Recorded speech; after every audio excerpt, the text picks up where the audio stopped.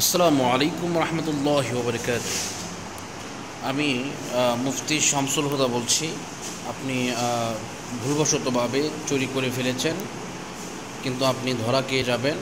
এখন তওবা করছেন যে আল্লাহ, আমি যা করেছি ভুল করেছি, এই জীবনে আর কোনো দিন এই ভুল করব না, গুনাহ করব না।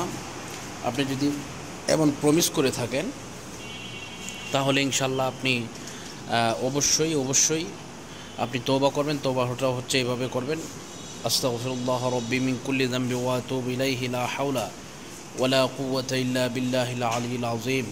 অর্থাৎ আপনি আল্লাহর কাছে তওবা করলেন। এরপরে আপনাকে যে কাজটা করতে হবে তা হচ্ছে আপনি অবশ্যই যেহেতু আল্লাহ বলেছেন, ইল্লা মান তাবা ওয়া আমানা ওয়া আমিলা আমালান সালিহা ফাউলাইকা ইউবাদদিলুল্লাহু সাইয়্যাতিহিম হাসানাত ওয়া কানাল্লাহু গফুরুর রহিমা।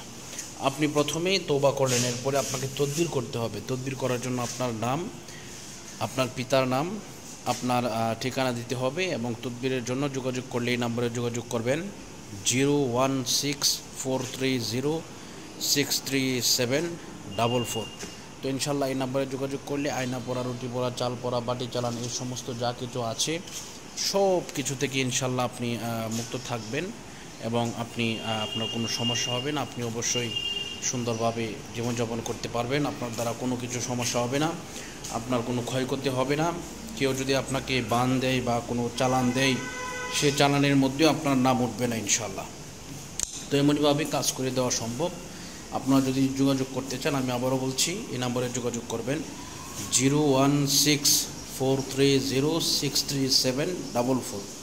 তবে হ্যাঁ, এই বিষয়টা অবশ্যই মাথার মধ্যে রাখতে হবে, মনের মধ্যে রাখতে হবে যে আল্লাহ পাক রব্বুল আলামিন, আমি যেটা করেছি, ভুল করেছি, এই জীবনে আর কোনো দিন এই ভুল, এই সমস্ত খারাপ কাজ আর করবো না, এবং চুরি বা এরকম ধরনের কোনো কিছুতে আমি আর কাজ করবো না ইনশাল্লাহ।